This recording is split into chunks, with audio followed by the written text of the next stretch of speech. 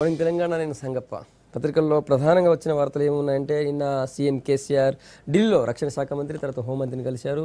ఇక్కడ సికింద్రాబాద్లో ఉన్నటువంటి బైసన్పోలో గ్రౌండ్ని సచివాలయం కట్టుకోవడానికి ఇవ్వండి అని చెప్పి పారికర్ని అడిగారు. దానికి సంబంధించిన వార్త ప్రధానంగా అన్ని పత్రికలు కూడా హైలైట్ చేశాయి. తర్వాత ఆర్టీసీ సమ్మె 3వ రోజు కొనసాగుతుంది. ఇటు ప్రయాణికులు ఇబ్బంది పడుతున్నారు, అటు కార్మికులు దిగట్లేదు, ఇటు మేనేజ్మెంట్ కూడా దిగట్లేదు. సో ఈ సమ్మె ఎన్నో రోజులు కొనసాగుతున్న ఆందోళనలో జనం ఉన్నారు. ఆ వార్త కూడా ప్రధానంగా హైలైట్ చేశారు. తర్వాత రాహుల్ టూర్ అటు సోనియా గాంధీ కూడా తెలంగాణ ఆవిర్భావ సభకు వస్తారన్న ఒక చర్చ జరుగుతుంది. ఆ వార్తను కూడా అన్ని పత్రికలు ప్రధానంగా తీసుకున్నాయి. ఈ అంశాలపై చర్చించేందుకు స్టూడియోలో కాంగ్రెస్ పార్టీ నుంచి సీనియర్ నేత కటక మృత్యుంజయం గారు, తర్వాత టీఆర్ఎస్ నుంచి దేవిప్రసాద్ గారు, బీజేపీ నుంచి అధికార ప్రతినిధి ప్రకాష్ రెడ్డి గారు మనతో ఉన్నారు. ముందు దేవిప్రసాద్ గారు, ఆర్టీసీ సమ్మె 3వ రోజు ఈరోజు మీరు ఒక ఉద్యమ నాయకుడిగా ఉద్యోగ నాయకుడిగా వచ్చారు రాజకీయాల్లోకి. చెప్పండి, ప్రజలు ఇబ్బంది పడుతున్నారు, అటు యాజమాన్యం దిగట్లేదు, ఇటు కార్మిక సంఘాలు దిగట్లేదు, దీని పరిష్కారం ఏంది? అంటే ప్రభుత్వం కూడా కావాలని పెట్టి చేస్తుందా? అంటే తప్పకుండా సమ్మె అన్నప్పుడు ఏ సమ్మె అయినా, అది ఉద్యోగుల సమ్మె అయినా, కార్మికుల సమ్మె అయినా, ఫ్యాక్టరీ సమ్మె అయినా, ఏ సమ్మె అయినా కొంత ప్రజలకు ఇబ్బంది ఉండేటువంటి, ముఖ్యంగా ఆర్టీసీ ఏంటంటే పేద ప్రజలకు ఉపయోగపడేటువంటి సంస్థ కాబట్టి రెగ్యులర్గా ప్రయాణం చేసేటువంటి వాళ్ళకి చాలా ఇబ్బందికరమైనటువంటి పరిణామం. రెండవది, ఆర్టీసీ అనేటువంటిది 10th షెడ్యూల్లో ఉండి ఇంకా విభజన జరగలేదు. ఈ విభజన జరిగినటువంటి నేపథ్యంలో ఆర్టీసీకి సంబంధించినటువంటి కార్మికులందరూ కూడా చాలా కాలంగా మాకు ఫిట్మెంట్ పెంచాలనేటువంటి డిమాండు వాళ్ళు చాలా కాలంగా చేస్తూ ఉన్నారు. అట్లాగే 2 రాష్ట్రాలకు సంబంధించినటువంటి కార్మికులు కూడా, ఎందుకంటే ఇప్పటికే ఆర్టీసీ నష్టాల్లో ఉందనేటువంటి ఒక ప్రచారం, ఆర్టీసీ ఎందుకు నష్టాల్లో ఉందనేటువంటి చర్చ వేరే. కానీ ఇక్కడ ఉండేటువంటి ప్రత్యేకమైనటువంటి పరిస్థితుల వలన ఆంధ్రలో ఓఆర్ఆర్ లేకపోవడం వల్ల, ఆక్యుపెన్సీ రేషియో ఆంధ్ర ప్రాంతంలో తెలంగాణ కంటే చాలా తక్కువ ఉండడం వల్ల, ప్రైవేట్ యాజమాన్యాల పెత్తనం ఎక్కువ ఉండడం వల్ల ఆర్టీసీ చాలా మట్టుకు ఆంధ్ర ప్రాంతంలో చాలా నష్టాలతో నడుస్తున్నటువంటి సందర్భం. అదే తెలంగాణలో అయితే ఇక్కడ ఓఆర్ఆర్ ఎక్కువగా ఉండడం, పేద ప్రజలకు ఉపయోగపడడం అనేటువంటిది ఒక మంచి పరిణామం. కాబట్టి విభజన జరిగిన తర్వాత తెలంగాణ ఆర్టీసీ చాలా లాభాల్లో నడిచేటువంటి అవకాశం కూడా ఉందనేటువంటిది ఇలా ఆర్టీసీ కార్మికులు చెప్తున్నటువంటి అంశం. అందుకే ప్రభుత్వం కూడా ఈ సమ్మె పట్ల, అంటే జరుగుతున్నటువంటి సమ్మె, విభజన జరిగినాక సమ్మె జరిగితే బాగుండనేటువంటి ఒక అభిప్రాయం కూడా ఉంది. ఉన్నప్పటికీ కూడా ఈరోజు ప్రభుత్వం కూడా ఈ సమ్మె అనేటువంటిది కొంత తొందరపడి చేశారేమో అనేటువంటి వార్తలు వస్తూ ఉన్నాయి. ఒకవైపు కార్మికులేమో కింది నుంచి ఒత్తిడి పెరుగుతూ ఉన్నది. ఆంధ్ర కార్మికులకు సంబంధించి ఆంధ్ర ఆర్టీసీ కార్మికులు ఏంటంటే, ఒకవేళ విడిపోతే మేము నష్టాల్లో ఉంటాం కాబట్టి మాకు 43% కాదు కదా 30% కూడా వచ్చేది లేదనేటువంటిది ఆర్టీసీ కార్మికుల్లో ఒక తీవ్రమైనటువంటి ఆందోళన ఉంది. 2 ప్రాంతాల కార్మికులు సమ్మెలు చేస్తారు. ఎండీ ఏమో ఒకరే ఎండీ ఉన్నారు. కాబట్టి ఇది ఒక రకమైనటువంటి పరిస్థితిలో జరుగుతున్నటువంటి సమ్మె. కాబట్టి తెలంగాణ ప్రభుత్వం తప్పకుండా, గతంలో ముఖ్యమంత్రి గారు హామీ ఇచ్చారు, తప్పకుండా ఏమైనా హామీ ఇచ్చారు, ఉద్యోగులకు ఆర్టీసీ ఫిట్మెంట్ ఇస్తామని, 40 వాళ్ళకు ప్రభుత్వ ఉద్యోగులతో సమానంగా ఇస్తామని కూడా చాలా సందర్భాల్లో ముఖ్యమంత్రి గారు వారు కోరుతున్నది కూడా అదే. కాబట్టి ఇప్పటికీ అధికారులందరూ కూడా సరైనటువంటి ప్రజెంటేషన్ కానీ, సరైనటువంటి, ఇంతకుముందే 1 నెల అయింది నోటీస్ ఇచ్చి, మరి మొదలే చర్చలు జరిపి ఈ సమస్యను పరిష్కరిస్తే బాగుంటుంది. ఇప్పటికైనా ఈ సమస్య పరిష్కారం కావాలని మేమందరం కూడా కోరుకుంటా ఉన్నాం. మీరు ఉద్యోగ నాయకుడుగా, టీఆర్ఎస్ నాయకుడు, కొద్దిగా కన్ఫ్యూజన్లో కరెక్ట్గా కరెక్ట్ చెప్పండి. మీరు వాళ్ళు ఇప్పుడు అడుగుతుంది 43% ఫిట్మెంట్, అది ఆల్రెడీ ఉద్యోగులకు ఇచ్చారు, మీరు మాకు కూడా ఇవ్వండి అంటారు. ప్రభుత్వం ఏమో అంటే యాజమాన్యం ఏమో ఆ విషయంలో క్లారిటీ ఇవ్వట్లేదు, ముందుకు రావట్లేదు. యాజమాన్యానికి సంబంధించినటువంటి అంశం ఏంటంటే, యాజమాన్యం మాకు లాస్లో ఉంది, మేము ఈ 43% ఇస్తే ప్రయాణికుల మీద భారం పడాలంటే ప్రభుత్వాలు అప్రూవల్ చేయాలి, 2 ప్రభుత్వాలు ముందుకు రావాలని నిన్న ఎండీ ఇచ్చిన స్టేట్మెంట్ చూస్తా ఉన్నాం. ఆర్టీసీ ఒక బోర్డు ఇప్పుడు ప్రభుత్వం ముందు ప్రతిపాదనలు పెట్టి ప్రజల మీద భారం, అంటే అన్ని రకాల భారం పెరిగినట్టు ఈ భారం కూడా పెరిగేటువంటి అవకాశం. కాబట్టి ఇప్పుడు 2 ప్రభుత్వాలు ఈ సమస్యకు పరిష్కారం తీసుకునేటువంటి ఒక సందిగ్ధ పరిస్థితి. ఏ ప్రభుత్వం ఆ ప్రభుత్వం తీసుకునేటువంటి అంశం ఉంటేనేమో అది తేలిగ్గా ఏదో రకంగా మా కార్మికులు కానీ ప్రభుత్వం చర్చలో టీఆర్ఎస్ నుంచి, టీఆర్ఎస్ కార్మికుల సంఘం నుంచి టీఎంయూ నేత అశ్వత్థామరెడ్డి గారు వచ్చారు. అశ్వత్థామరెడ్డి గారు, ఇది 3వ రోజు, జనం చాలా ఇబ్బంది పడుతున్నారు, మీరు మెట్టు దిగట్లేదు, అటు యాజమాన్యం దిగట్లేదు. యాజమాన్యం ఏమంటుంది, మీకు నేను ఫిట్మెంట్ ఇస్తే 100 రూపాయలు ఉంటే 140 రూపాయలు అవుతుంది ఛార్జ్, మరి పెంచమంటారా అని యాజమాన్యం అంటుంది. దీని పరిష్కారం ఏంది? మేము గతంలో ప్రభుత్వ ఉద్యోగులతో సమానంగా జీతభత్యాలను డిమాండ్ పెట్టడం జరిగింది. సంస్థ పరిస్థితిని దృష్టిలో పెట్టుకొని, ప్రభుత్వాల పరిస్థితులను దృష్టిలో పెట్టుకొని మేము చివరికి ఈసారి అయితే ప్రభుత్వ ఉద్యోగులు ప్రకటించారో అవి ప్రకటించమని మేము కోరడం జరిగింది. మేము గతంలో మా డిమాండ్ 62% డిమాండ్ మాది. అంటే మేము దాదాపు 19% దిగడం జరిగింది. ఇక్కడ ప్రభుత్వ ఉద్యోగులతో సమానంగా వేతనాలు ఇస్తామన్నారు. ప్రభుత్వ ఉద్యోగులకి 43% ఇచ్చినప్పుడు మీకు 62% ఎక్కడ? అంటే మాకు వ్యత్యాసం ఉంది. మా ఇప్పుడు ఒక విషయం సార్, సెక్రటరియట్లో పనిచేసే డ్రైవర్కు 17,900 రూపాయలు బేసిక్ ఉంది.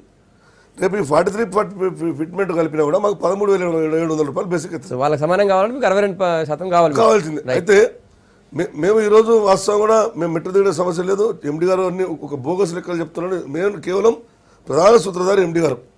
ఈరోజు టీవీలో చెప్తున్నాడు, చర్చలకు పిలుస్తున్నాం, వాళ్ళు రావట్లేదు అన్నాడు. ఇదే V6 నేను ఇంటర్వ్యూ ఇచ్చిండు, నాయకుల ఫోన్లు బంద్ ఉన్నాయి అన్నాడు.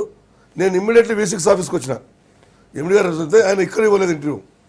నేను మళ్ళీ సాక్షిలో ఉన్నట్టే సాక్షిలో ఎండి గారికి ఫోన్ చేసి కలిపి మాట్లాడినా. ఎందుకు ఎండి గారు మీరు ఒక IPS ఆఫీసర్గా తప్పుడు ప్రచారాలు ఎందుకు చేస్తున్నారు? మీరు మాకు ఫోన్లు చేసిండ్రు ఆయన నన్ను. నేను మీకు చేయలేదు, ఆంధ్ర ప్రాంతం వాళ్ళకి చేశాను. ఆంధ్ర ప్రాంతం చేయలేదు, ఎక్కడ చేయలేనా? ఆయన ఇప్పుడు కూడా ఆంధ్ర ప్రాంతం ఏమిటి?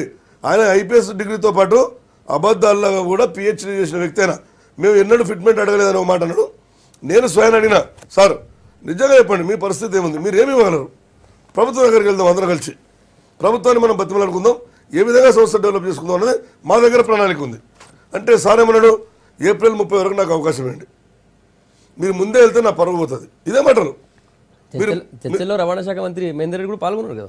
ఎప్పుడు ప్రభుత్వం నుంచి రవాణా శాఖ మంత్రి కూడా ఉన్నాడు. 5 తారీఖు నాడు 30 తారీఖు ఎండి గారు అన్నది 30 తారీఖు వరకు నాకు టైం ఇవ్వండి, మీరు ముందెళ్తే నా పరువు పోతుంది.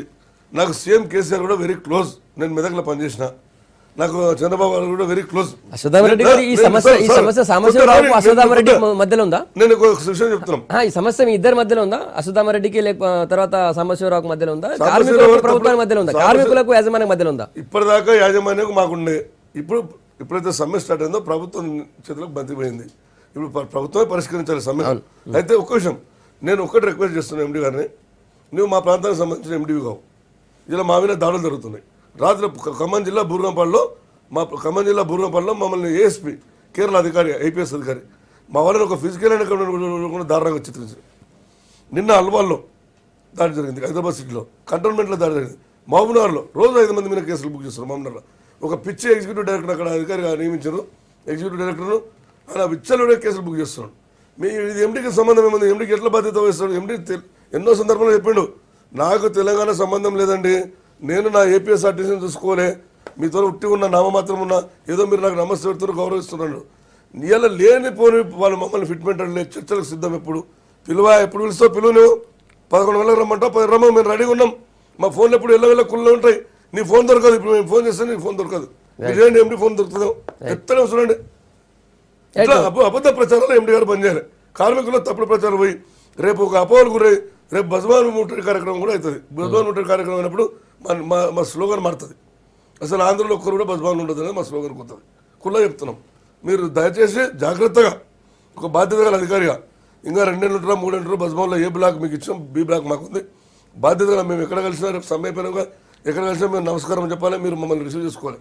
కానీ నేను అబద్ధ ప్రచారాలతో నా కార్మికులను మభ్యపెట్టే ప్రయత్నం చేసి 43% బస్సులు నడిపి నిన్న చెప్పిండు. ఎంతమంది ప్రయాణికులు చేరేసి చెప్పమన్నాడు. రోజు 1,50,00,000 మీ డిమాండ్ ఏంది? ప్రధానంగా 1,50,00,000 డిమాండ్ ఏంది? కార్మికుల డిమాండ్ ఏంది? కార్మికులు ఫిట్మెంట్ ఇవ్వాలని అడుగుతున్నాము. ఎండి గారు నిన్న చెప్పిండ్రు 1,54,00,000 మంది రోజు ప్రయాణిస్తారు ఆర్టీసీలో. నిన్న 43% మీకు వచ్చే ఫిట్మెంట్ ని తెలంగాణ రాష్ట్ర ప్రభుత్వం అంటే ఈ ప్రభుత్వం సపోర్ట్ చేయడానికి రెడీగా ఉంది, కానీ ఎండి ఆపుతున్నాడని మీ డిమాండ్ ఆరోపణ. లేవు, తప్పుడు ప్రచారం కూడా ఏం జరుగుతుందంటే మీ మాటలో క్లారిటీ కావాలి నాకు. మీకు ఎండి మీద కోపం ఉందా? మీకు డిమాండ్ 43% ఫిట్మెంట్ సాధించాలని ఉందా? ప్రభుత్వం 43% ఎండి ఎవరండి ఆపనికే? ప్రభుత్వం 43% ఎండి ఎవరు ఆపనికే? ఇవాళ ఒకటి కన్ఫ్యూజన్ ఏముందంటే ఇప్పుడు దేవప్రసాద్ కూడా మాట్లాడుకుంటా ఒక విషయం మాట్లాడు, ఆర్టీసీ విడిపోలేదు, ఇద్దరు ఉన్నారు అంటే ఎప్పుడో విడిపోయాం, జూన్ 2కి విడిపోయినా మేము. చాలా క్లారిటీగా చెప్తున్నాము. ఎండి కూడా మాకు సంబంధం లేదు. ఒక 2 నెలల కింద లెటర్ వచ్చింది, ఎండికి ఎలాంటి సంబంధం లేదు. JMD అకౌంట్స్ బిజినెస్ అన్ని JMD చూసుకోవాలని లెటర్ వచ్చింది. ఎండికి మాకు ఎలాంటి సంబంధం లేదండి. జూన్ 2 తారీఖు మేము విడిపోయాం. నిజంగా మాకు మరి కలిసి ఉంటే నిన్న May 1కి ఎందుకు తెలంగాణ ఇంక్రిమెంట్ ఇచ్చారు, ఎట్లు ఇచ్చారు? అంటే నేనేం లేదు, కొద్దిగా రాజకీయ TS నాయకులు కూడా ఒక అపోహ ఉంది, వీళ్ళకు విడిపోలేదు కాబట్టి ఇస్తలేడు కేసీఆర్ అని. విడిపోయింది కాబట్టి వీళ్ళు విడిపోలేదు చెప్పారు. రైట్, వస్తాం మీ దగ్గరికి. మృత్యుంజయ్ గారు, అటు అధికార పార్టీ నుంచి వాయిస్ ఉన్నారు, కార్మిక నాయకుడు వాయిస్ ఉన్నారు, మీకు ఏమనిపిస్తుంది చెప్పండి, దీనికి పరిష్కారం ఏంది? ఇప్పుడు ఇదంతా అధికార పార్టీ నాయకుడు అయిపోయాడు అన్న. అధికార పార్టీ నాయకుడు టీఆర్ఎస్ పోటీ చేసి మా ఉద్యమ నాయకుడు సార్. లేదు ఉద్యమ నాయకుడు ఇప్పుడు ఉద్యోగ సంఘం నాయకుడు కాదు, ఇప్పుడు టీఆర్ఎస్ ప్రతినిధి గారు కూర్చోబెట్టాం ఇక్కడ. రైట్ సార్, టీఆర్ఎస్ ప్రతినిధి దేవిప్రసాద్ డౌట్ లేదు, మాట్లాడు 100% టీఆర్ఎస్ ప్రతినిధి. అయితే ఇప్పుడు ఇందులో ప్రధానమైనటువంటి సమస్య ఏంటంటే అటు గవర్నమెంట్ కానీ ఇటు ఆర్టీసీ కానీ ఈ రెండు ప్రభుత్వం ప్రజల కొరకు పనిచేస్తున్నాయనేటువంటి ఆలోచనకు మొదలు రావాలి. ఆర్టీసీ ఉన్నది మేము అసలు మా కొరకే ప్రజలు ఉన్నారు అనేటట్టు కాకుండా ఈ ప్రజల కొరకు ఆర్టీసీ ఉన్నదనే ఆలోచన మొదలు, అది ఎండియా అశ్వత్థామరెడ్డి కేసీఆర్ అనేది ఒకటి. తర్వాత రెండవది గవర్నమెంట్ కూడా ప్రజల కొరకు ఆలోచన చేయవలసినటువంటి ప్రజాప్రభుత్వం. ఈ రెండు కూడా కలిసి ఆలోచన చేయాలి. ఏంటంటే ప్రజల గురించే. ఇవాళ ప్రజలకు కష్టాలు వస్తున్నాయి. ఎందుకు వస్తున్నాయి? ఆర్టీసీ బంద్ చేస్తాయి. నిజంగా కూడా ఆర్టీసీ అనేది చాలా మౌలికమైనటువంటి అంశం. చాలా ఇవాళ ప్రతి ఒక్కరికి అవసరం అనేది. ఇప్పుడు నేను గ్రామాల నుంచి నిన్న చూస్తున్నాను. నేను ఒక 10 మందిని డ్రాప్ చేసిన. నేను మా ఊరి నుంచి బయలుదేరితే రోడ్ల మీద నిలబెడతా, పాపం పిల్లలు ఆడివాళ్ళు మళ్ళీ వీళ్ళు ఎట్లా పాపం మంచిదని చెప్పి మా కార్లలో దించుకుంటా అక్కడక్కడ దించుకుంటా ఆర్టీసీ జీవనంలో భాగం అయిపోయింది. ఇప్పుడు అది ఎంత మనం ఎట్లా చేయగలుగుతాం పాప. తర్వాత రెండో దీనివల్ల ఎంత దోపిడీ జరుగుతుందంటే ఈ సమ్మె వలన బయట ట్యాక్సీలు, ఆటోలు, అనేకమైనటువంటి వాహనాల వాళ్ళు ఒక్కటికి 10 వసూలు చేస్తారు. పెళ్లిళ్ళు చేయబట్టి ఎక్స్ప్లాయిటేషన్ చేసుకొని దీనివల్ల మొత్తం దోపిడీ అయిపోయింది మొత్తం. కాబట్టి ఇది ఈ సమస్య ఇట్లా ఉన్నది. ఇది పరిష్కారం కావాలి వెంటనే. నాకు సంబంధించినంత వరకు నేను కాంగ్రెస్ పార్టీగా నిన్న మేమేం చెప్పినామంటే తప్పకుండా మేము వాళ్ళకి ఇచ్చేటువంటి వాళ్ళ డిమాండ్స్ను మేము మద్దతు ఇస్తున్నాం. అట్ ది సేమ్ టైం మద్దతు ఇచ్చినంత మాత్రాన ఇది బాగా రోజులు కంటిన్యూ అవ్వడం అనేది కూడా కరెక్ట్ కాదు కదా. దీనికి ఎట్లా అంటే ఇప్పుడు ఎవరి చేతులు ఉంది? ఇది అల్టిమేట్గా గవర్నమెంట్ చేతులు ఉన్నది. వాళ్ళు ఏమంటున్నారు? మాకు ఇది ప్రామిస్ చేసినారు కాబట్టి మీరు ఏమని అడుగుతాను. ప్రభుత్వము మాకు మీరు ఒప్పుకున్నారు, ప్రభుత్వోద్యోగుల వాళ్ళకి ఇచ్చినట్టు మాకు కూడా ఫిట్మెంట్ ఇస్తామని మీరు కేసీఆర్ హామీ ఇచ్చిండు కాబట్టి అది ఇచ్చేయమని అడుగుతాను. ఇవ్వాలంతే. అయితే ఇస్తే ఈ ఎండి మాట్లాడే ముచ్చట కూడా అనవసరమైన ముచ్చట మాట్లాడుతున్నాడు ఆయనకు అక్కర్లేదు. ఇదంతా పొలిటికలైజ్ చేస్తాడు. జోకర్ టైప్ ఉన్నది వ్యవహారం అంతా. ఆయన ఏదేదో మాట్లాడుతున్నాడు. ఆయన టీవీలో చూస్తే కూడా ఆయన బాడీ లాంగ్వేజు, ఆయన వ్యవహరించే తీరు, ఆయన ప్రవర్తన చాలా అసహ్యం ఉన్నది. అది ప్రభుత్వానికి తలవంపులు తెచ్చేటట్టున్నది. ఒక పెద్ద సంస్థకు ప్రతినిధిగా వ్యవహరించిన మనుషుల పెద్దరికంగా కనబడతాడు ఆయన దగ్గర. చాలా చిల్లరగా కనబడతాడు ఆయన. ఇవాళ నేను కూడా నిన్న రాత్రి ఇవాళ పొద్దునట్టు నేను ఆయన డైలాగ్స్ అవి చూసిన ఇట్లా ఏందో and is not behaving like a gentlemen. So ఇప్పుడు ఏం కావాలంటే అర్జెంటుగా ప్రభుత్వం వాళ్ళతో చర్చలు చేయాలి, ఒప్పించుకోవాల్సినటువంటి బాధ్యత వాళ్ళ మీద ఉన్నది. ఇది ఇట్లనే కంటిన్యూ అయితే మాత్రం ఇది ప్రభుత్వం బాధ్యత వహించవలసి వస్తుంది. ఎండీ ఎవరండి? ఎండీ ఇవాళ ఎండీ ఇంకో ఆయన ఉంటాడు, రేపు ఇంకొక ఆయన ఉంటాడు. మీరు ఎవరు ఇన్ఛార్జ్ ఉంటే వాళ్ళు ఉంటారు. ఎండీ జాగిరా? లేకుంటే ఒక ఎండీ అనుకున్నంత మాత్రాన ఆగుతుంది, ఒక ఎండీ అనుకున్నంత మాత్రాన పోతుందా? తర్వాత రెండోది, మేము పైసలు పెంచవలసి వస్తుంది. నువ్వెవరు పెంచడానికి? గవర్నమెంట్ నీకు పర్మిట్ చేసిందా? 40 రూపాయలది 100 రూపాయలు చేస్తామని ప్రజలను రెచ్చగొట్టే పని ఇది. మరి ఆనాడు 43% ఫిట్మెంట్ ఇస్తామని ప్రభుత్వం ప్రకటించినాడు. గవర్నమెంట్ ఎంప్లాయీస్కి ఇస్తామని చెప్పి, గవర్నమెంట్ ఎంప్లాయీస్తో పాటు సమానంగా మీకు ఇస్తామని చెప్పినాడు. ఆనాడు ధరలు పెంచుతామని మీరు అనలేదే. ₹1 ధర కూడా ₹1 మన ఫేర్ కూడా పెంచకుండా వాళ్ళకు ఇస్తా అన్న హామీని ఇవ్వవలసిన బాధ్యత ప్రభుత్వం మీద ఉన్నది. ప్రతిపాదన మీద వాళ్ళు చేయవలసినటువంటి బాధ్యత వాళ్ళ కేసీఆర్ మీద ఉన్నది. రైట్. బీజేపీ ఎట్లా చూస్తుంది ప్రకాష్ రెడ్డి గారు? ఖచ్చితంగా మేము వీళ్ళ ఉద్యమానికి వీళ్ళ మద్దతు ఖచ్చితంగా సంపూర్ణ మద్దతు ఇస్తున్నాం. ఎలక్ట్రిసిటీ బోర్డు విషయంలో కూడా మేము చాలా స్పష్టంగా వాళ్ళ దగ్గర వెళ్ళి మద్దతు ప్రకటించడం జరిగింది. ఆర్టీసీ విషయంలో కూడా మేము ఖచ్చితంగా మద్దతు ప్రకటిస్తున్నాం. దీంట్లో 2-3 విషయాలు అన్న ఇంకా పూర్తి చెప్పలేదు. కానీ ఏవైతే ప్రభుత్వం నుంచి డబ్బులు ఇవ్వాలనో వాళ్ళకు ఆ సబ్జెక్ట్ రాలేదు. ఇవన్నీ కనుక ఇస్తే సాంబశివరావు గారు చెప్పినటువంటి అవసరమే లేదు. ఛార్జీలు పెంచాల్సిన అవసరం, ఎందుకంటే డీజిల్ ధరలు తగ్గినాయి. మీరు మెయింటెనెన్స్ మేనేజ్మెంట్ సరిగ్గా లేకపోవడం, మీరు మేనేజ్మెంట్లో సిస్టమ్ సరిగ్గా లేకపోవడం వల్లనే ఈరోజు ఆర్టీసీ నష్టాలకు వస్తుంది తప్ప వాస్తవానికి కరెక్ట్ మేనేజ్మెంట్ ఇచ్చి ప్రభుత్వం ఏదైతే రాయితీలు కల్పించిన డబ్బును కనుక ఆర్టీసీకి ఇమ్మీడియట్గా ఏ సంవత్సరం ఆ సంవత్సరం కనుక ట్రాన్స్ఫర్ చేస్తే అసలు ఆర్టీసీ అప్పులపాలు కావాల్సిన అవసరం లేదు. వాళ్ళ కష్టాలతో ఆర్టీసీని బతికేయగలుగుతారు. కానీ వాస్తవానికి ఏంటంటే ప్రతిసారి కార్మికులు తప్పు చేస్తున్నారు, కార్మికులు జీతాలు అడుగుతున్నారు కాబట్టి ఛార్జీలు పెంచుతున్నాం అనేటువంటి భావనతోటి ఆర్టీసీ యొక్క ఎంప్లాయీస్ యొక్క పరువు తీసే ప్రయత్నం చేయడం అనేటువంటి కూడా తప్పు. ప్రతిసారి కూడా ఎంత 400 కోట్లు సుమారుగా పైచిలకు ఇప్పుడు కూడా రావాల్సింది. అంతకంటే ఎక్కువ అప్పులు కూడా లేవు ఆర్టీసీకి నిజానికి వాస్తవానికి. బట్ దాన్ని పేరు చెప్పి డ్రామాలు చేయడం తప్పు. మీరు చెప్పినట్టుగా ఎలక్షన్ల కంటే ముందు ఉద్యమ కాలంలో వారి పాత్ర కూడా చాలా కీలకమైన పాత్ర పోషించారు. ఎలక్ట్రిసిటీ ఎంప్లాయీస్ కానీ ఆర్టీసీ ఎంప్లాయీస్ కానీ చాలా కీలక పాత్ర తెలంగాణ విషయంలో, తెలంగాణ రాష్ట్ర విషయంలో. రెండో ఏంటంటే అన్న చెప్పినట్టుగా విభజన కాలేదని కాదు, విభజన కాంగ్రెస్ 20 సంవత్సరాల క్రితమే జోనల్ వైజ్ సిస్టమ్స్ ఉన్నాయి. జోనల్ చైర్మన్స్ ఉన్నారు ఆర్టీసీలో, ఏ జోన్కి ఆ జోన్ ఉంది. హైదరాబాద్ ఇప్పుడు ఆంధ్రప్రదేశ్ ఆ జోన్ వేరే, చంద్రబాబు నాయుడు కాలంలోనే జోన్స్ అయినాయి. అప్పుడే ప్రైవేటైజ్ చేస్తాం కాబట్టి ఈ విధంగా చేయడం తప్పని చెప్పి అప్పుడు కూడా ఉద్యమాలు చేశారు ఆర్టీసీ వాళ్ళు కూడా. అప్పుడు కూడా ఇప్పటికే జోన్స్ ఉన్నాయి కాబట్టి ఏ జోన్కి ఆ జోన్ సిస్టమ్ ఆల్రెడీ వచ్చినది. ఏ జోన్ ఆ జోన్కి వచ్చేటువంటి రెవెన్యూ చూపిస్తున్నారు వాళ్ళు, లాభాలను కూడా ఏ జోన్కి ఆ జోన్ చూపిస్తున్నారు, ఏ డిపోకి ఆ డిపో లాభాలు చూపిస్తున్నారు ఇప్పుడు. కాబట్టి వాళ్ళు కొత్తగా వీళ్ళు ఇక్కడ లాభం వస్తుంది అక్కడ నష్టం వస్తుంది కాబట్టి ఆ నష్టాన్ని ఇక్కడ భర్తీ చేయడం కోసం జరుగుతున్నటువంటి మాటలలో అర్థం లేదు. ఖచ్చితంగా వాళ్ళ డిమాండ్ జెన్యూన్ డిమాండ్ ఇమ్మీడియట్ గా రెడ్డి గారు మొన్న రవాణా శాఖ మంత్రి, తెలంగాణ రవాణా శాఖ మంత్రి మాట్లాడినా లేకపోతే ఎండీ మాట్లాడినా కూడా ఒకవేళ ఇప్పుడు వీళ్ళు అడిగిన డిమాండ్ నెరవేరుస్తే 43% ఫిట్మెంట్ ఇస్తే 3 రెట్ల నష్టం, ఇప్పుడున్నటువంటి నష్టానికి 3 రెట్లు పెరుగుతుంది. తర్వాత 100 రూపాయల టికెట్ 140 రూపాయలు అవుతుందని చెప్పారు. ఇప్పుడు చెప్పండి మరి జనం మీద మీకు ఇవ్వాలా? ఇప్పటిదాకా ఆర్టీసీకి తెలంగాణకు సంబంధించిన వ్యక్తి బోర్డు డైరెక్టర్ కాలే. ఆర్టీసీ సంబంధించిన ఇలా విచిత్రం ఏంటంటే ఆర్టీసీలో చట్టాలు చేసే అధికారులే బోర్డుల మెంబర్లు. అంటే ప్రజాప్రతినిధులు శాసనసభలో శాసనాలు చేయాలి, కానీ అమలు చేయడానికి అధికారులు ఉండాలి, ఐఏఎస్ కావచ్చు ఐపీఎస్ కావచ్చు. ఇక్కడ విచిత్రం, వీళ్ళే బోర్డులో ఉంటారు, వీళ్ళే అమలు చేసే పరిస్థితి. ఇంత దుర్మార్గమైన వ్యవస్థ ఆర్టీసీ తప్ప ఎక్కడ లేదు. మేము చెప్తున్నాం తెలంగాణ సంబంధించిన వ్యక్తి బోర్డు డైరెక్టర్ తీసుకోండి, మమ్మల్నే కాదు మెజార్టీ వర్గం అయితే ప్రాతినిధ్యం వహిస్తారో వాళ్ళు తీసుకోండి. తీసుకున్నాక మీరు ఏ రూపాయి పెంచాల్సిన అవసరం లేదు ఛార్జీ. ఇలా మంత్రి గారికి పాపం మిస్గైడ్ చేసి మా మంత్రి గారికి ఒక 4 పాయింట్లు నేర్పారు. తెలంగాణ అగ్రిమెంట్ ఇచ్చినా 100 రూపాయలకు 140 రూపాయలు ఛార్జ్ చేయాల్సి వస్తుంది, రూపాయికి 40 పైసలు పెంచాల్సి వస్తుంది, ప్రజల మీద భారం పడుతుంది. ఇవన్నీ వద్దు. నేను చెప్తున్నా రూపాయల పైసా వంతు కూడా పైసలు ఛార్జీలు పెంచాల్సిన అవసరం లేదు. 763 కోట్ల రూపాయలు బకాయి ప్రభుత్వం మాకు ఇవ్వాలి. 2013-14 సంబంధించి 191 కోట్లు, 2014-15 సంబంధించి 188 కోట్లు, ఈ కరెంటు ఇయర్కు 2015-16 సంబంధించి 363 కోట్ల రూపాయలు మాకు ఇవ్వాలి. 384 కోట్ల రూపాయలు ఇవ్వాలి మాకు. దాంతోపాటు మేము కోరేది ఒకటే, ఇలా గ్రామీణ ప్రాంతాల్లో తిరిగే ప్రతి బస్సు నష్టాలతో నడుస్తుంది. అక్కడ చిన్న చిన్న స్టీరింగ్ ఆటోలు పోటీ కావచ్చు, వాళ్ళు కూడా ఇట్లా బతకలేరని ఒక ప్రభుత్వం ఆలోచన చేసింది. అయినా మేము ఒక సామాజిక బాధ్యత దీన్ని తీసుకుంటాం. గతంలో ప్రభుత్వాలు సాయం చేసినాయి మాకు.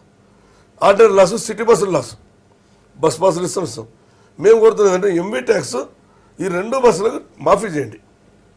మాఫీ చేస్తే ఒక 200 కోట్ల రూపాయలు ఆర్టీసీకి సేవ్ అవుతాయి. దాంతోపాటు వ్యాట్ ఉంది, డీజిల్ పైన వ్యాట్ ఉంది. ఇలా 10 మంది పెట్టుబడిదారు చేతులు నడిచే గుప్పిట్లా నడిచే విమాన వ్యవస్థకు వ్యాట్ మాకన్నా తక్కువ ఉంది. మొన్ననే విమాన వ్యవస్థ అస్తవ్యస్తంగా ఉందని వ్యాట్ తగ్గించారు, మళ్ళీ మొన్న రీసెంట్లీ తగ్గించారు. రైల్వే వాళ్ళకు డీజిల్ పైన 4% ట్యాక్స్, మాకు తెలంగాణలో 27% ట్యాక్స్, ఆంధ్రలో 30% ట్యాక్స్. నువ్వు మా పైన వ్యతిరేకం చేసుకుంటూ మమ్మల్ని మా డబ్బులన్నీ మీరు తీసుకెళ్తూ మళ్ళీ నష్టాలు ఉంది. నేను ఒకటే చెప్తాను, ఇప్పుడు కూడా చెప్తాను ప్రభుత్వాలకు, నిజంగా దీన్ని సామాజిక భద్రత స్వీకరిస్తే లాభ నష్టాలతో సంబంధం లేకుండా గ్రామాలకు బస్సులు నడపండి. ఇంకా 1300 గ్రామాలకు బస్సులు లేవు. 1300 తెలంగాణ ప్రాంతానికి తీసుకుంటే 1300 మారుమూల గ్రామాల ప్రజలకు, దాంట్లో తాండాలు కావచ్చు, అంతా బడుగు బలైన వారు ప్రజలే ఉన్నారు, బస్సులు లేవు. బస్సు సామాజిక భద్రత తీసుకుంటే లాభ నష్టాలు చూడండి. లేదు మీది వ్యాపార సంస్థ అంటే మాకు వదిలిపెట్టండి. ఎక్కడ లాభం వస్తే మేము కూడా బిజినెస్ మ్యాన్లుగా ప్రవర్తిస్తాం. ఎక్కడ లాభం వస్తే అక్కడనే బస్సు నడుపుతాం. ఎక్కడ అవసరం ఇలా ఆర్టీసీలో ఎక్కడ లేని ఉద్యోగాలు ఆర్టీసీలో కల్పిస్తున్నాం. ఫస్ట్ టైం ఆర్టీసీ చరిత్రలో కమ్యూనల్ రోస్టర్ పాటించి ఇలా కాంట్రాక్ట్ ఎంప్లాయ్ ఉన్నాడు. 2005లో కాంట్రాక్ట్ రిక్రూట్మెంట్ అయింది. ఆ రోజే మా ఆర్టీసీ అధికారులు నోటిఫికేషన్ ఇచ్చి కమ్యూనల్ రోస్టర్ పాటించి ఎస్సీ పాయింట్ ఏంది బీసీ పాయింట్ చేసి రిక్రూట్మెంట్ జరిగింది. ఈ కాంట్రాక్టర్ ఇస్తే ఎక్కడ ప్రపంచంలో ఇంత సిస్టమేటిక్ ఎక్కడ జరగలే. అంటే మా దాంట్లో జరుగుకుంటూ ఇలా అందరికీ ఉద్యోగాలు ఇస్తున్నాం. అంటే ఒక నిరుద్యోగ సమస్యను కూడా తీర్చే పెద్ద రవాణా వ్యవస్థ, 122,000 మంది కార్మికులు ఉన్న వ్యవస్థ. దీన్ని నిర్వీర్యం చేసే పరిస్థితి ప్రభుత్వాలు చేయొద్దు. మేము ఒక విషయం చెప్తున్నాం, మీరు నష్టాలు అనుకుంటే నిజంగా మాకు అప్పచెప్పండి. ఛార్జీలు పెంచుకోవడం మేము లాభాలు తెచ్చబోతాం. మళ్ళీ ఫిట్మెంట్ అని మీ దగ్గర రాం. మాకు అధికారాలు ఇవ్వండి. మాకు పూర్తి స్థాయి అధికారం అక్కర్లేదు. అధికారులు చేసే పనుల్లో ఏం జరుగుతుందో ఓపెన్ చేయమనండి. వైట్ సీట్ పెట్టామండి. ఇవాళ ఎంత నష్టం వచ్చింది, రోజు సీటు ఇవాళ ఎంత నష్టం వచ్చింది. ఆర్టీసీ నష్టం నుంచి బయటపడడానికి కార్మిక నాయకుడు ఆయన చాలా విషయాలు చెప్తున్నారు.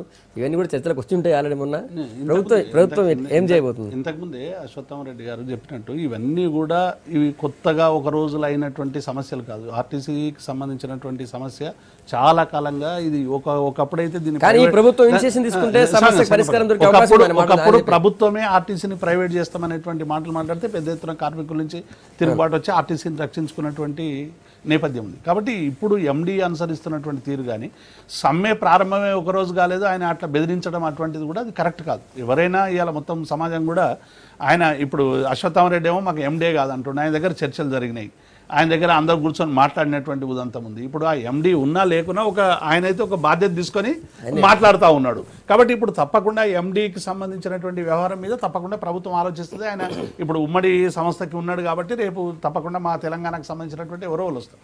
అలాగే ఈ ట్యాక్స్లకు సంబంధించి కూడా ఇది ఆలోచించాల్సినటువంటి అంశం. ఎందుకంటే ఇప్పుడు విమానాలకు కానీ ట్రైన్స్కి కానీ వ్యాట్ తగ్గిస్తూ ఉంటే పేద ప్రజల కోసం ఏది కూడా కమర్షియల్ ఇన్స్టిట్యూషన్గా మనం భావించడానికి వీల్లేదనేది చాలా సందర్భాల్లో చెప్తున్నటువంటిది. ఏదైనా మనం ఒక వ్యవస్థని ప్రజలకి అవసరమైనటువంటి సౌకర్యాలు అందించేటువంటి సంస్థలు లాభ నష్టాలతో బేరీజులు వేసుకునేటువంటి, ఇప్పుడు పల్లెకు ఒక బస్సు పోతుందంటే పల్లె ప్రజలకు అవసరమైనటువంటి సౌకర్యం కలిగిస్తామని వేస్తున్నటువంటి బస్సులు, దాని మీద లాభ నష్టాలు చేసుకునేటువంటి పరిస్థితి లేదు. ఇది ప్రైవేట్ రంగం కాదు. కాబట్టి అటువంటి అవసరం ఉన్నప్పుడు దానికి రియంబర్స్మెంట్ కూడా చేయాలనేది అయితే కార్మికులు చెప్తా ఉన్నారో తప్పకుండా ఈ విషయాలన్నీ కూడా ప్రభుత్వం దృష్టికి ఇప్పటికే వచ్చినాయి, దాన్ని ఆలోచిస్తారు. అందుకే మహేందర్ రెడ్డి కూడా నేను చెప్పింది ఏంటంటే మాకు కొంత టైం ఇస్తే ఇవన్నీ కూడా ఆలోచించి మేము నిర్ణయాలు తీసుకుంటామన్నాడు. ఒకవైపు ఏమో కార్మికుల నుంచి పెద్ద ఎత్తున ఒత్తిడి వస్తూ ఉంది మాకు, ఎందుకంటే ఆర్టీసీ మా విద్యుత్ వాళ్ళకి అయింది, ఎంప్లాయీస్కి అయింది, మేము మాకు కూడా కావాలనేటువంటి, ఎందుకంటే ఇప్పటికే జీవన ప్రమాణాలు తగ్గిపోతున్నటువంటి నేపథ్యం ఈ సమస్యకి తప్పకుండా పరిష్కారం కావాలి. ఇందులో రాజకీయాలు కానీ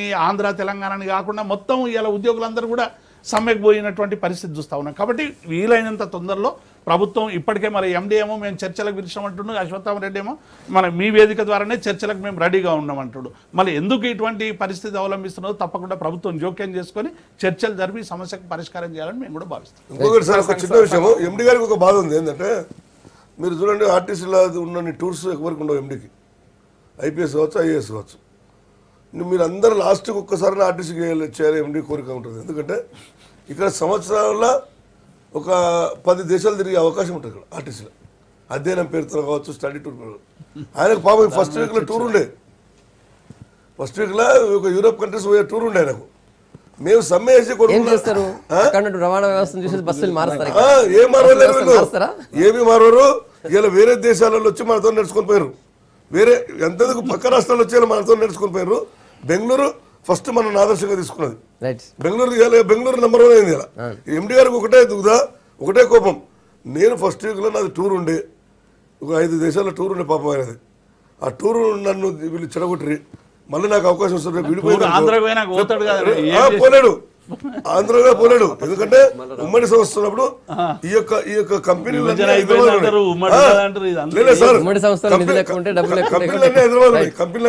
ఉన్నాయి, కంపెనీలు స్పాన్సర్ చేస్తాయి, ఆర్టీసీ ఖర్చు పెడతారు. అది ఒక పాయింట్ మాత్రం ఒకటే పాయింట్ చెప్తాను సార్. వారు చెప్పారు, వీరు కూడా చెప్తున్నారు, ఇది ఎండీకి కార్మికుల మధ్య సమస్య కాదు, ఇది మారినట్టు కనిపిస్తుంది, కానీ వాస్తవం కూడా కాదు. ఇప్పుడు పోలీసు వ్యవస్థలో ఎస్మా కేసులు పెడతామని చెప్పి కూడా పత్రికల ప్రకటనలు వచ్చినాయి. దానికి ప్రభుత్వం కూడా బాధ్యత వహించాల్సి వస్తుంది రేపు పొద్దున. ఎందుకంటే ఎస్మా కేసులు పెట్టాల్సింది, కానీ మిగతా కేసులన్నీ కూడా రాష్ట్ర ప్రభుత్వం బాధ్యత వహించాల్సి, దాని నుంచి తప్పించుకోవడానికి వీల్లేదని మాత్రం తెలంగాణ రాష్ట్ర ప్రభుత్వం కూడా ఎండీ మీద ఏదైనా ఒక సమ్మె జరగగానే బ్యూరోక్రసీ తీసుకునేటువంటి ఒక ప్రొఫార్మా వ్యవహారాలు తప్ప ఇది ఇంకొకటి కాదు. మేము ఇప్పుడు కార్మికులకు సంబంధం లేదు, ఎండీ చేశాడని చెప్తారు. ఎండీ ఏమంటారు, మీరు సమ్మె చేసుకోండి, సంస్థ మూసుకోండి అని ఏ ఎండీ అయినా బాధ్యతలు ఉన్నట్టు చెప్తాడు. వాడు ఎట్లా చెప్పాల్సి వస్తుంది, మీరు రండి కార్మికులకు రండి అని ఏదో చెప్తాడు. తప్పకుండా ఇది ప్రొఫార్మేటివ్ బ్యూరోక్రసీలో ఉన్నటువంటి ఒక సాంప్రదాయ పద్ధతిలో మాట్లాడుతున్నారు. ఎవరు ఇప్పటి వరకు తెలంగాణ ఆర్టీసీ వాళ్ళకి ఎవరి మీద పెట్టండి ఎస్మా కేసులు పెట్టలేదు. నిన్న చాలా గ్రామాలలో బస్సులు ఆపుతున్నందుకు వాళ్ళ మీద అశ్వత్థామరెడ్డి చెప్పారు, ఎక్కడెక్కడ కేసులు పెట్టడానికి రెడీ అయితే హరీష్ రావు గారు ఇన్వాల్వ్మెంట్, ఇప్పుడు ప్రిస్టేజ్లకు పోయి కేసులు పెట్టడం వల్ల సమస్య మరింత జట్లం అవుతుంది కేసులు పెట్టడం వల్ల.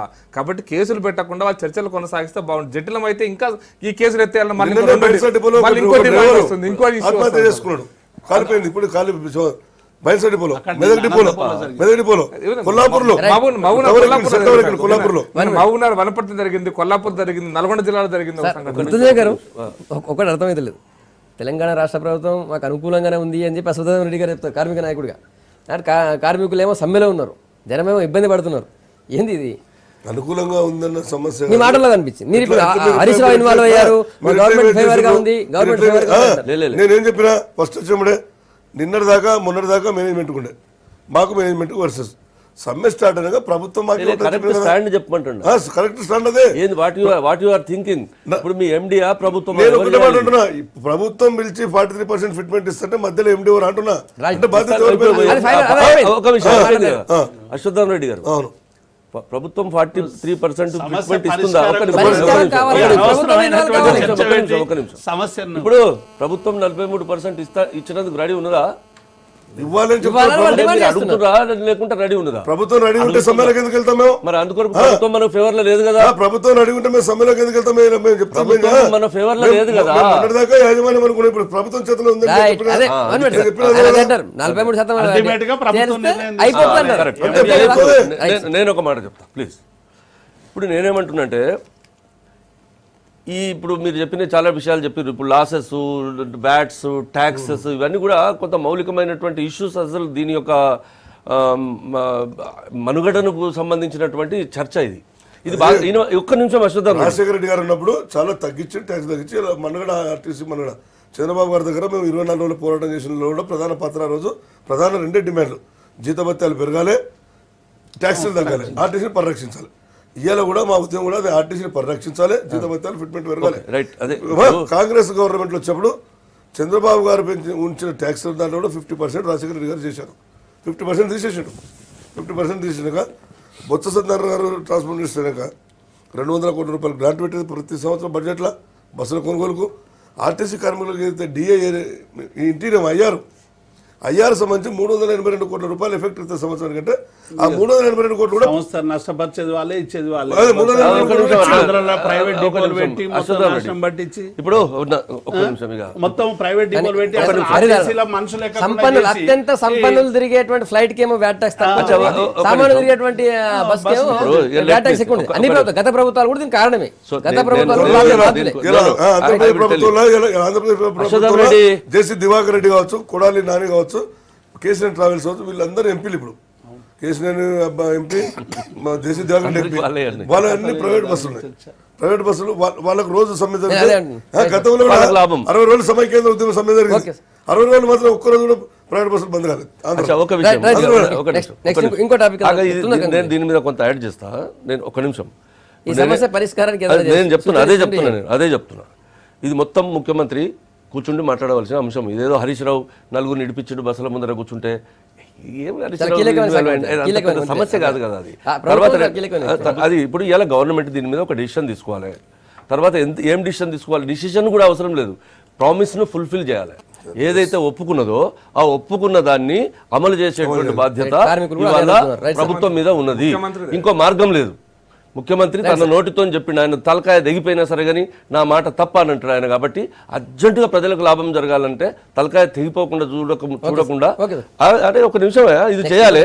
ఎన్ని రోజులు నడుస్తుంది ఇది? మరి ఇట్లా ఇప్పటికి 3 రోజులైంది, 2 రోజులైంది, పెళ్లిళ్ళు, సీజన్లు, మంచి చెడ్డ పిలిచి మాట్లాడారు. తర్వాత లాభాలు నష్టాల గురించి మీరు కూర్చుని మాట్లాడుకొని మీరు మేనేజ్మెంట్లు ఆల్ పార్టీస్ అవసరమైతే అఖిల పక్షాలను కూడా పిలిచి ఇదంతా చూసి ఈ ప్రభుత్వ సంస్థను ఏ విధంగా కాపాడుకోవాలన్న విషయంలో ఫ్యూచర్లో ఆలోచన చేయాలి. కానీ ఇప్పుడు ఇవి వ్యాట్లు, ట్యాక్స్లు రైళ్లకున్నాయా, నీకున్నాయా, నాకున్నాయా కాదు, ఇది ఇచ్చి తీరవలసిందే. ఇచ్చి తీరవలసిందే. We're supporting for your cause. ఇక మళ్ళీ నాకు ఆర్గ్యుమెంట్ కాదు. నేను చెప్పేది అశ్వత్థామ రెడ్డి నేను చెప్పి ఉండు, నేను చెప్పేది ఎందుకు చెప్తున్నా అంటే హలో అరే మరి నువ్వు చెప్పేది చెప్తావా? ఒక నిమిషం అరే ఎవరు సబ్ కమిటీ అన్నాడు? గవర్నమెంట్ అంటుంది. ఫిట్మెంట్ ప్రకటించి మీరు అన్నట్లు సంస్థ డెవలప్ వరకే సబ్ కమిటీ దగ్గర అందరూ అది దీనికి సబ్ కమిటీ అవసరం లేదు. ఇది ఫిట్మెంట్ ప్రకటించాక సబ్ కమిటీ దగ్గరికి అందరం పోదాం, ఎట్లా ఆర్టీసీ డెవలప్ చేయాలి. గవర్నమెంట్ అంటుంది మీరు పోస్ట్ పోన్ చేసుకోండి సబ్ కమిటీ ద్వారా. మీరు ప్రాజెక్ట్ చేసిన ప్రకారంగా ఇచ్చేయండి, ఇచ్చినాక కూర్చుని మాట్లాడండి, మేమందరం ఏమంటే చేస్తాం. అది జరగాలని చెప్పి ప్రయాణికులు జనం అంతా ఆశిస్తున్నారు. ఆ తొందరగా ఈ చర్చలు జరిగితే మీ చర్చ సఫలం అయితే బెటర్. ఓకే, దేవప్రసాద్ గారు నిన్న సీఎం కేసీఆర్ రక్షణ శాఖ మంత్రిని కలిశారు, రాజ్నాథ్ సింగ్ కలిశారు, సైనిక్ స్కూల్తో పాటు ఈ బైసన్పోలో గ్రౌండ్ కూడా అడిగారు.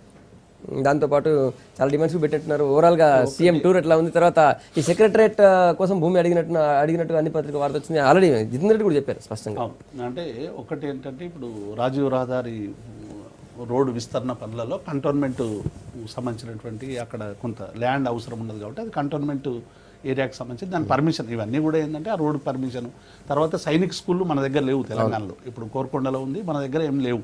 కాబట్టి సైనిక స్కూళ్ళు కూడా నిన్న అంటే మన ప్రాంతానికి అవసరమైనటువంటి వాటి కోసం నిన్న కలిసి, అలాగే ఈ బైసన్ గ్రౌండ్ కూడా ఇప్పుడు చెస్ట్ హాస్పిటల్కి సంబంధించినటువంటి దాని మీద కొంత వివాదం మొదలైంది. కాబట్టి వేరే ఒకటి ఆల్టర్నేట్ ల్యాండ్ చూడాలనేటువంటి ప్రతిపాదనతో బైసన్ గ్రౌండ్ కూడా ముఖ్యమంత్రి గారు సెక్రటరేట్ గురించి చూసిండు. దాన్ని ఒకవేళ మిలిటరీ నుంచి పర్మిషన్ వస్తే దానికి ఆల్టర్నేట్గా వేరే ల్యాండ్ ఇచ్చి అక్కడ దాని అంటే ఒక సెక్రటరేట్ కాదు మొత్తం హెచ్ఓడీలను, తర్వాత అక్కడ ఎట్లాగో రెగ్యులర్గా 15th ఆగస్టు 26 జనవరి జరిగేటువంటి కార్యక్రమాలు అటువంటివి కూడా చేయడానికి అవసరమైనటువంటి ట్రాఫిక్ ఫ్రీగా ఉండాలనేటువంటి ఒక ఆలోచనతో అడిగినట్టున్నారు. తప్పకుండా ఈ ప్రాంతానికి రావాల్సినటువంటి అన్ని విషయాల పట్ల ముఖ్యమంత్రి పోయింది. ఈరోజు కూడా ఇంకా రాజ్నాథ్ సింగ్ వాళ్ళని కూడా కలిసేటువంటి అవకాశం ఉంది. తప్పకుండా ఈ ప్రాంతానికి రావాల్సినటువంటి ప్రతి అంశాన్ని కేంద్రం ఏ రకంగా చూసినా కూడా ముఖ్యమంత్రులు అడుగుతారో అది మామూలుగా జరిగేటువంటి పరిణామం. ఓకే, సీఎం టూర్ అందులో 2 డిమాండ్స్ ప్రధానంగా ఎట్లా చూస్తారు? ఇప్పుడు ఇవన్నీ ఎక్స్ట్రా కరికులరీ యాక్టివిటీస్ అంటే స్కూళ్ళలో ఇంగ్లీషు, హిందీ, ఎక్స్ట్రా కరికులర్ ఇప్పుడు మనకి ఇక్కడ ఉన్నటువంటి సమస్య ఏంది, ఇవాళ మనం దేనికి ప్రాధాన్యత ఇస్తున్నాం అనేది, ప్రభుత్వం యొక్క ప్రాధాన్యత లేదనేది దీనికి తెలుస్తాయి. మనం సెక్రటేరియట్ ఎక్కడ కడదాము, హుస్సేన్ సాగర్ చుట్టూగా బంగారాలు కడదామా, లేకపోతే దీంట్లో ఇవి కావు. రైతులు నాశనం అయిపోయింది అక్కడ, మొత్తం వర్షాలు పడి మొత్తం దెబ్బతిని ఎందుకు వనికి రాకుండా అయిపోయింది. మొత్తం తెలంగాణ ప్రాంతంలో ఇదివరకు ఎన్నడూ జరగనంత నష్టం జరిగింది. దాని గురించి ఓ మంత్రి దగ్గరికి పోయి, ముఖ్యమంత్రి దగ్గరికి పోయి, ప్రధానమంత్రి దగ్గరికి పోయి ఒక సెంట్రల్ టీమును పంపించి వాళ్ళని రమ్మని చెప్పి అడగడం ఇవాళ ఉన్న ప్రాధాన్యత ఈ తెలంగాణ రైతుల కొరకు. సార్ ఎవరు రాలేదు, దత్తాత్రేయ వచ్చుడు మనిషి, దత్తాత్రేయ మంత్రి ఆయన టీం కూడా వచ్చి రాలేదండి, సెంట్రల్ గవర్నమెంట్ టీం అధికారులు వచ్చిండ్రు వచ్చిండ్రు, నల్గొండకు పోయినరు, ఇక్కడికి పోయినరు, చూసిండ్రు, నివేదికలు కూడా ఇచ్చిండ్రు. నేను చెప్తున్నా ఈ నిమిషానికి ఇప్పటికి కూడా చెప్తున్నా, జిల్లా అధికార యంత్రాంగం దగ్గర ఏ జిల్లాలో ఎంత పంట నష్టం జరిగింది అనేటువంటి లెక్కలు లేవు. అది చేయండి మీరు దయచేసి. ఇవాళ లేదు ఇవాళ అఫీషియల్ మిషనరీ అంతా కూడా ఎక్స్ట్రా కరికులరీ యాక్టివిటీస్ లో ఉన్నారు అంటున్నా. మిషన్ కాకతీయ అని ఒకరు, వాటర్ గ్రిడ్ అని ఒకరు, బైసన్ జాగా తీసుకుంటాను ఒక ఆయన, తర్వాత బైసన్ జాగా ఇవ్వాలి కాకపోతే రేపు మంచిగా తీసుకో, మన కొంపనే చక్కగా లేదు. ఇప్పుడు ఈ బైసన్ జాగా ఇటు నుంచి అడ్డగడితే ఏమైతే ప్రజలు పరిశాన్ ఉన్నారు. అక్కడ రైతులు అక్కడ మొత్తం కార్మికులు బంద్ చేస్తే మొత్తం రోడ్ల మీద మనుషులు తిరగని పరిస్థితి వచ్చింది. అది నీకున్న ప్రాధాన్యత. ఢిల్లీలో కూర్చుండి బైసన్ 5కు ఇప్పుడు అది సెక్రటేరియట్కు జాగా కొనేటందుకు బైసన్ నీకు అది వస్తుందా గవర్నమెంట్ ఇవ్వాలి కాకపోతే రేపు అవుతుంది. ఏం అర్జెంటు నువ్వు ఎలక్షన్లలో అది నిన్ను ఎవడడుగుతుండో అది కావాలని నీకు అవసరము, నీ మంత్రికి అవసరం కావచ్చు, కానీ ప్రజలకు కోరిన కోరికలు ప్రజలు కోరిన కోరికలు సంగప్ప ప్రజలకు నువ్వేం చెప్పినవో అది దయచేసి జ్ఞాపకం చేసుకొని వాటిని చేసే ప్రయత్నం చేయి. ఇవి కావు నువ్వు చెప్పినవి. చేస్తున్న ప్రయత్నాలు అవే, చేయని ప్రయత్నాలు ఏమున్నాయి?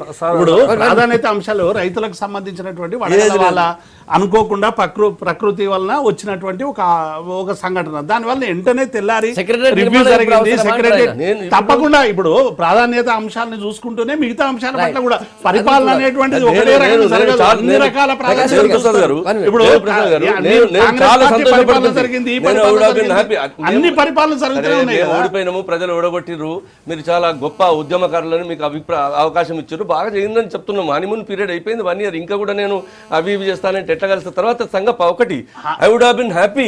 ఎప్పుడు నేను బాగా సంతోషపడుతుంటే ఎప్పుడంటే రైతుల నష్టపరిహారం విషయంలో 1 ఎకరానికి వరికి పంట 10,000 ఇస్తారట. ఏది హెక్టార్కు 10,000 ఏంది, హెక్టార్కు 10,000 అంటే ఎకరానికి 4,000.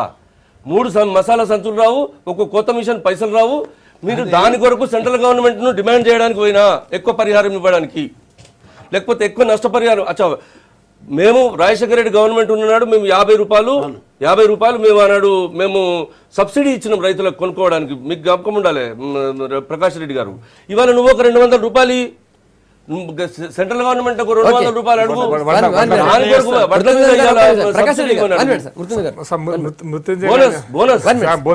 మృత్యుంజయ గారు చెప్పిన దాంట్లో ఒకటి టీఆర్ఎస్ ప్రభుత్వం విషయంలో ఒకటి మాత్రం చాలా స్పష్టం అండి, మేనిఫెస్టోను మర్చిపోయినరు.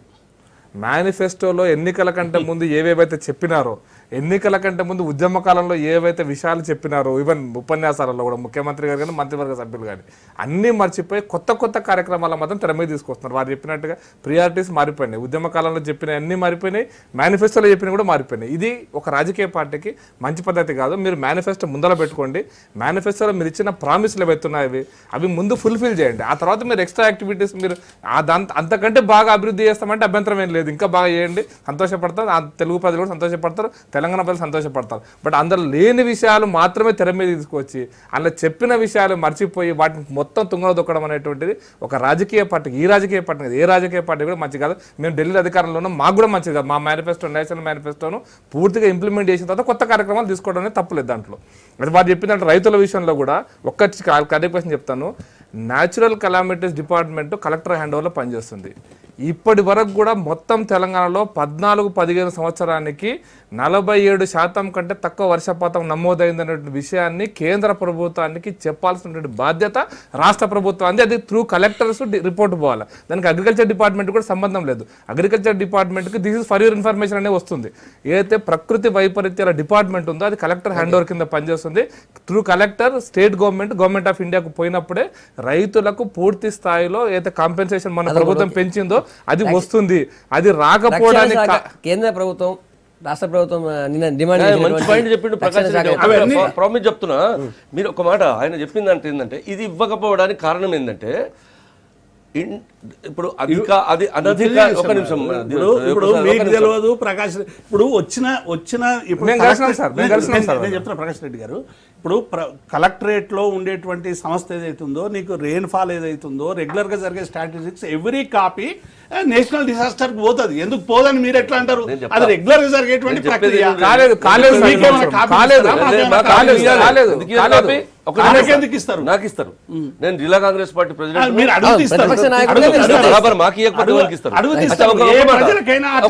దేవిప్రసాద్ గారు, వాస్తవమే.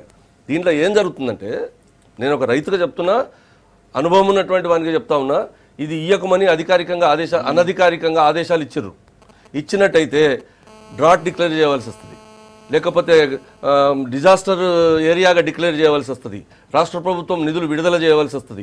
ఇది బయట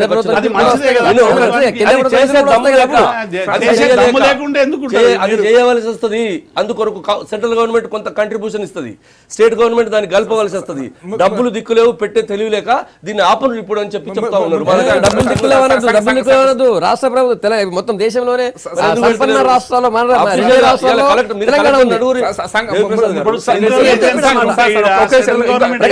ఇంకొక ఫర్దర్ ఒక విషయం చెప్తాను సార్.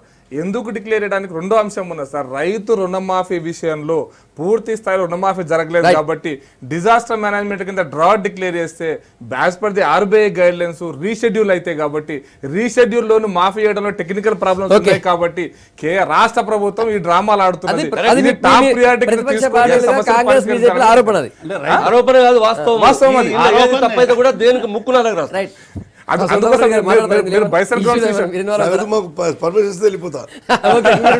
ఫైనల్ గా మీరు చెప్పండి ఈ 2-3 అంశాలు. ఒకటి, ప్రకాష్ రెడ్డి గారు చెప్పినట్టు మొత్తం మేనిఫెస్టోను మర్చిపోయినారు అనేది ఏదైతుందో, మేనిఫెస్టోను మర్చిపోవాలని ప్రతిపక్షాలు అనుకుంటున్నట్టు కనబడుతుంది. ఇలా మేనిఫెస్టోలో పెట్టినటువంటి అనేక అంశాలను తెర మీదకి తీసుకొచ్చారు. మేనిఫెస్టోలో పెట్టిన అన్ని అంశాలు మేము అంటలేము, కానీ మేనిఫెస్టోలో డ్రాట్కు సంబంధించింది కూడా ప్రభుత్వం చేయాల్సినటువంటి ఏవైతే స్టాటిస్టిక్స్ ఉన్నాయో ఇవన్నీ కూడా రెగ్యులర్ గా పోయేటువంటి అంశాలు. ఇవి రోజు మనం చెప్పాల్సినటువంటి అవసరం, రెగ్యులర్ ఎవరో అధికారికంగా చెప్పిండ్రు అనేటువంటి మాట అది మాత్రం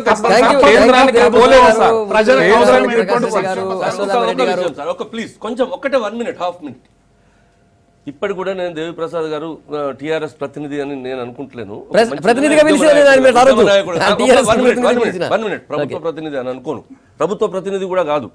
ఇవాళ కూడా నేను మీ వేదిక నుంచి చెప్తున్నా సార్, జిల్లా కలెక్టర్ల దగ్గర నుంచి జరిగినటువంటి నష్టానికి సంబంధించి 47 కంటే ఎంత పర్సెంటేజ్ లాస్ అయింది అనేది రిపోర్ట్ గిన గవర్నమెంట్ ఆఫ్ ఇండియాకు పోయినట్టయితే నేను దేనికంటే దానికి మాట్లాడతాను సార్.